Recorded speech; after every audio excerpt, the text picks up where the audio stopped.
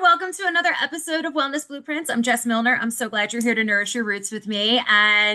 Welcome back. If your nervous system is hanging on by a thread after Thanksgiving, Black Friday, Cyber Monday, this whole thing, this episode is for you.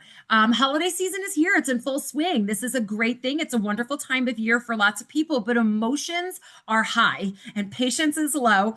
And people out there and on the internet are definitely unhinged. So today we are grounding. We're going to do quick, easy, anywhere grounding. I'm going to give you 10 easy ways to ground yourself. Okay. So if you don't know me, I'm Jess Milner. I am a master nutritionist, a functional blood work specialist, and quantum energy healer. And I love to combine spiritual and physical wellness, and grounding yourself is a great way to do that because we need to be in a parasympathetic state in order to rest, digest, and heal. So any kind of stress, any kind of issues that are going on with your physical health, if you're not grounding and you're just kind of going with everything and freaking out and being unhinged, it's just not going to help anything. So let's get to it. Okay. So we're going to do 10 easy ways to ground yourself. So a lot of these, you can do, almost anywhere, some of them, if you're driving, you might have to pull over or something like that. And some of these are going to come from things like my emotional balance toolkit, my quantum path to wellness, things like that, but these are also things that, we just kind of like talk about here and there. But ways that you can get yourself back inside your damn body, okay? Because that's what happens. We start worrying about things that are out here and forget what's going on inside of us. And that's when things start to get messy.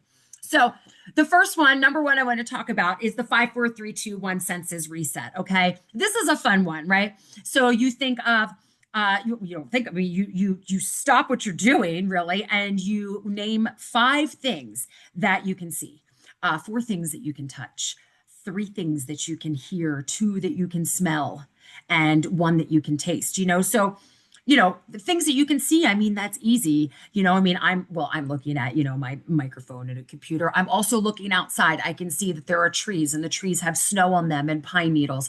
I notice that there are drips coming off the side because it's starting to melt a little bit. I can see tall grass over there and clouds in the sky. There's a lamp over here, so things that you can see. Okay. And then things that you can touch, right now I can touch the desk. I can touch these things. I can touch my hat. I can touch my hair. If you're driving, you can touch your steering wheel. You can feel the clothing that is on you. What are some sensations that you're feeling? Okay. 3 things that you can hear. Now I'm not talking about the voices in your head. Okay. Because that's hell inside your mind. And that's the whole thing that's making you go bananas anyway. So what else can you hear? Can you hear something outside? Can you hear children laughing in the distance? Can you hear children fighting in the distance? Is there a dog barking? Is there a rooster? What do you hear? Okay. And 2 things that you can smell. Might be though it depends on where you are. These things could be pleasant or not. Hopefully you're not going, oh, wow, I need to take a shower. But if you are saying that, congratulations, you just got yourself back inside your body. So you're getting somewhere. 1 thing that you can taste. Can you still taste some cinnamon from your latte? Maybe you've got a little piece of Christmas cookie stuck in your tooth somewhere. Maybe you still have morning breath and you got to go brush your teeth. But something that you can taste, because the thing is, you want to drag your brain out of that, like, oh my gosh, everything is so doomy, and everything sucks, and just get back into your body. So there you go. Number 2 is going to be the cold water wrist trick. So, if you're driving, this one's not going to be, so you probably want to stop. That sounds messy, but run cold water over your wrists for like 10 seconds or so. Because this, you could probably put like a water bottle on it too, to like for the cooling sensation, but something about like the water going over it really, really has a very calming effect. So this is like really, it's like instant vagus nerve. Love, love, love. So, that is going to, again, parasympathetic, it's going to calm everything down, get you grounded. So this is a good one you can do, if you are at like a party, you're out somewhere and like people start talking about things, and you're like, oh my gosh, I really don't want to get into a whole thing about whatever. Run on into the bathroom, run your hands underneath of some cool water, get your wrists under there, and head back out there with a big smile on your face, knowing that You got this, and you don't have to argue about it. Okay. So, three, okay, taking a great, all right, it's a very intentional, great big breath. And so we're going to call this get your ass back in your body breath. Okay. Sometimes we all need to do this. So, what you're going to do, you're going to inhale for 4, hold for 2, and then exhale for 6. Okay. That long exhale, that activates the parasympathetic. So there you go. All right. So do that as many times as you need to. You probably only need to do it a couple, like 2, 3 times to bring your ass back into your body. Okay. But I mean, you need to be, come on. We need to be breathing like we are the calmest bitches alive. Right. All right. So take that deep breath in, pull in that parasympathetic, calm it all down. All right. Number 4 is fun. And if you have toddlers, have ever had toddlers, have ever been around toddlers, then you will know that this is one of toddlers' most favorite ones. And who knew that they were grounding while they were doing this? But the 30-second grounding stomp. Who's ever seen a toddler like stomp their legs and then they get down on the floor? Yeah, they're regulating. They're trying to get on the floor. So I'm not telling you to have a temper tantrum on the floor, but you can stand up, you can stomp your feet like you're getting ready to summon the ancestors, okay? Like get in there and be like, get in there and stomp those feet. It really, really, really does drop your fight or flight and connects you to the earth. So now if you've got lots of stuff on the walls or something like that, you don't want to like be knocking things down or whatever, you might have to like go outside or something like that to stop in a safe place where you're not going to break anything, depending on how crazy you want to get with your stomping. But oh, an added bonus, if you do this while you have people over, chaotic relatives usually get kind of scared when you're stomping and they'll let go away. So yay for that too.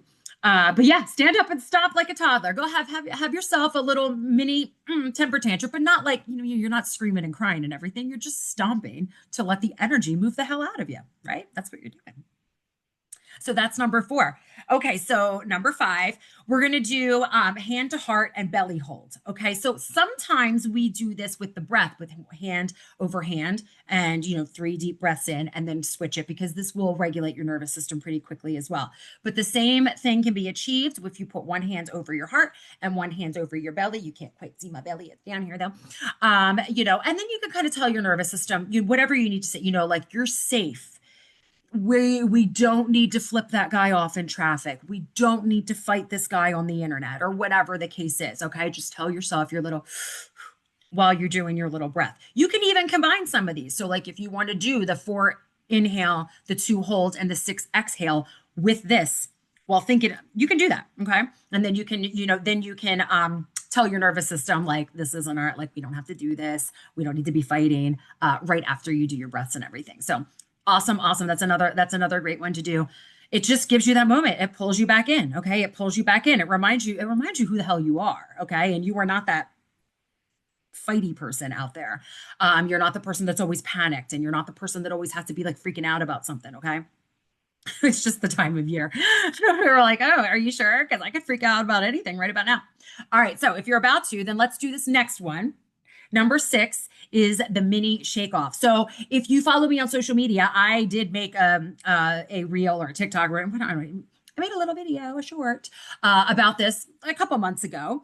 But yeah, you just walk outside or walk wherever, just shake it all off, like you're flicking all of this weird gross energy off of you. Kick your legs and stuff like that. If you notice, animals do this after stress. After they go through something, they will shake a lot to get things off, and they're trying to regulate their nervous systems. Okay. So sometimes we really could learn from the animals too. This is also true for stretching. You notice every time your cat or your dog gets up from their side, you're like, oh my gosh, what's taking you so long? Would you hurry up? And they're stretching. Well, that's because instinctively they know that their bodies need to stretch. So maybe we should do that too, right? So we can learn from nature. We get stuck inside of our heads. These other animals out there and stuff, they don't have all this other nonsense going on in their heads that like takes them away from what they are. We forget what we are all the time. All right. So shake all that off. Okay. Shake it off. And yeah. All right. So number 7 is going to be the 30-second object focus. This can be literally anything. You can grab anything that you can see. So, like I have my coffee cup here. All right. I mean, maybe you've got like some random toy of your kid sitting there, or Oh my gosh, it could be a pen. It could be like, it doesn't matter what it is. Literally any object, hold it in your hands and then just describe it to yourself in great detail. Like I would be sitting here like, well, this ceramic mug and it looks like Santa Claus's pants and it says ho ho. You start to really describe it to you, describe how it looks, how it feels. Because what you're doing, again, it's snapping your brain out of that panic and like emotion overload mind, right? You're switching over into an observing mind. And an observing mind is looking at something that's right there. So yes, the object is still outside of you, but it's pulling you back in because when we it's pulling you back in because we get so into like our thoughts and our panic and everything that we think that that is really here, but it's not. So the things, most of the stuff that we worry about like never even happens, right? It's just stuff that we make up inside of our head or think that might happen. We want to get out of that mind. So being in an observing mind will help you too. So and this is it's the same kind of idea as the 5 4 3 2 1. It's taking your mind and let's look at something else, but with intention. Because you could just look at anything here and there, but when you do it with intention and you have some kind of like a plan to do it with, I don't know, it just works better. Everything works better when you have an actual plan. This that's true. That's true. Every now and then things will just work out when you're just doing whatever, but mm, usually you need a plan. Okay, so the number eight in the plan is going to be, I mean, you're kind of like, trick your nervous system a little bit. So say out loud things like this, that's not my circus. It's not my monkeys. Like, I don't need to be in that. I mean, sometimes it is. Sometimes, those are your kids and you got to deal with that. But, I want you to ask yourself a question because you can always deal with things in a different way. Even if you you have to deal with something. You can still deal with it in a way that it's not hijacking your health. So basically, especially ladies, if you're most of my listeners, I think are probably right around, perimenopause, menopause age, because that's my avatar. So ladies, especially those of us, I'm going to say us because I did this, I had this issue as well. If you dealt with insulin resistance and things like that all through your 20s and 30s, and now here you are and you're struggling with perimenopause or menopause weight gain and things like that. Cortisol has probably always been something that you're like, oh my gosh, I have to make sure that I don't want these like crazy cortisol spikes and this and that. So listen, you got to ask yourself this question: is this worth my cortisol? And most of the time, no, ma'am, it is not. So if we can, and the cool thing about that question is when you are doing this, text your nervous system kind of a thing. Because if you can take that moment and go, is this worth my cortisol? You've already won half the battle of just being aware that there's something that you can make a choice about. You've already gotten past the I need to jump into this emotional reaction. And you're going, oh, wait, do I need to do that? So congratulations. If you're able to do this one, number 8, and just sit there and go, this is not my circus. Is this worth my cortisol? Because even if it is like, okay, like this is my kids, I need to handle this and everything, you can still figure out a way to handle it that like doesn't make your cortisol go bananas. So, keeping your nervous system more grounded and handling it better. So that's a big thing, the more we freak out. Yeah. So yeah, the more that we let our emotions handle everything in our lives, the less healthy and the more overweight we're going to be and uncomfortable and all that kind of stuff. These things really all do go together. And it starts with your morphogenetic field, with your energy body that holds the blueprints for your physical. And that's what we're handling here. We are working the spiritual, the energetic body to immediately start to have an effect on the nervous system, to have positive effects on the physical body. So that is what we're doing right here. It's pretty cool, right? So number 9, we'll do, a warm beverage reset. Warm stuff calms the vagus nerve. It just does. It's good.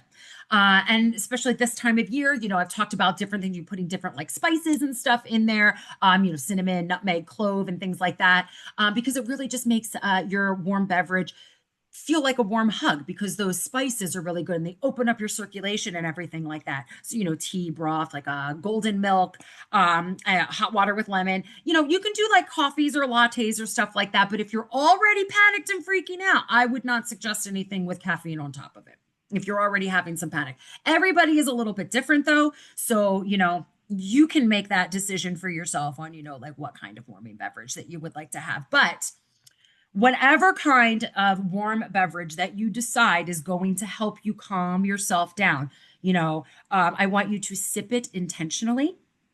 And, maybe even just like pretend you're just like a little wise woodland witch out in the wilderness, reclaiming your peace, deciding that you're not going to put up with the world's bullshit or something like that. So, pick your warm beverage and allow it to hug your nervous system.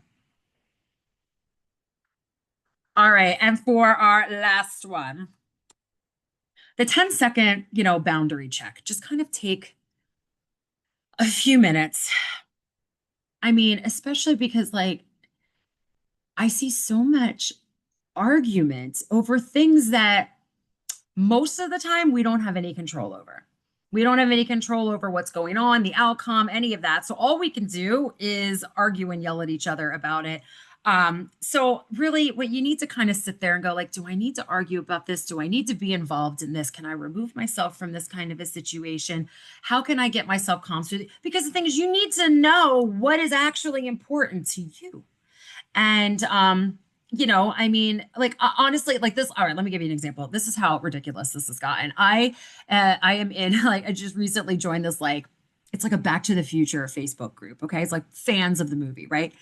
There are people in comment sections having full on like rabid arguments with perfect strangers over things like, well, what do you think would have? It's probably like, how would George McFly have thought about this and blah, blah, blah. Things that had not, like, these things were not in the movie. It's like, oh, what would have happened if they did this? Like, completely hypothetical situations that were not in the movie that nobody who made the movie ever said two words about. And so it's just a bunch of people with, like, oh my gosh, it could be this or it could be this. And now they're arguing over it could be this or it could be this. Like these things, like they literally made something up and started arguing about it. And now their nervous system thinks they're being chased by like big scary monsters. And they're probably going to be sick and in bed on Christmas Day because they were arguing. I mean, maybe that's extreme, but is it yours to carry? Like, I mean, what? Why are we arguing about a freaking movie? This is like, it's, yeah, right. Unhinged. Okay. So, is it yours to carry? Like, whatever this is, like, do I need this? Because listen, you probably don't. So I want you to like pick that thing up and just like imagine that it's like a big piece of firewood. All right. And you were in a Hallmark movie and you were adorable. Okay. You are looking gorgeous. Maybe you are wearing a beautiful coat that is like that looks like a quilt. I have a friend that was in a Hallmark movie and then she had one made and it's fabulous. So whatever, like you are the picture of Hallmark movie and you are holding this log and you do not need it because it's not yours to carry. So you are going to walk over to the fireplace and you're going to chuck it in there and just walk away dramatically. Okay. Because no, we are not dealing with that. Put it away. Get rid of it. It's not mine. Put up your boundaries. You can say something like I've like said something in the comments there, like, oh, like what a cute idea or something like that. And then people will like want me to justify why I said what I said. I don't owe them a response. I put that firewood right down to the fireplace and I walk the hell away. I don't need to respond to you. I don't care why you care what my opinion is. Listen, this time of year is about peace on earth, but our peace tends to get snatched right away from us. There's just a lot going on. This time of year is always busy. It's not, any busier or any crazier than any other year per se. Every year has its own amount of crazy and chaos with it, and it steals some of our peace. So here you go. 10 easy actions you can take to ground yourself so that you can get yourself back inside your body so it's not floating around causing all kinds of trouble and making your wellness journey that much more difficult. So if you would like my free Quantum Path to Wellness, you're going to go to go.deeprootedwellnessid.com/quantum-path. And if you would like my emotional balance toolkit, which is chock full of usable things that you can do anywhere, you don't need a pillow or anything like that. That is just $7 and it's an excellent gift. It's a gift for yourself. You can keep it in your bag or you can send it to somebody else. And you're going to go to go.deeprootedwellnessid.com/EBT. to order and download that for yourself. Okay, so this season, please, I want you to protect your peace, like, like grandma's china or something, or like, you're driving down the road and you got an open thing of chili in the back. Okay. Protect your peace. Make sure that you are focusing on regulating your nervous system. Okay. Not every opinion needs a reaction. Not every argument deserves your attention. Okay. Your nervous system is yours, and we don't need to let somebody else hijack it. Okay. So, guys, I want you to stay grounded, stay kind, stay unbothered, stay hydrated, definitely stay hydrated, and stay out of arguments that don't belong to you. Have a wonderful season.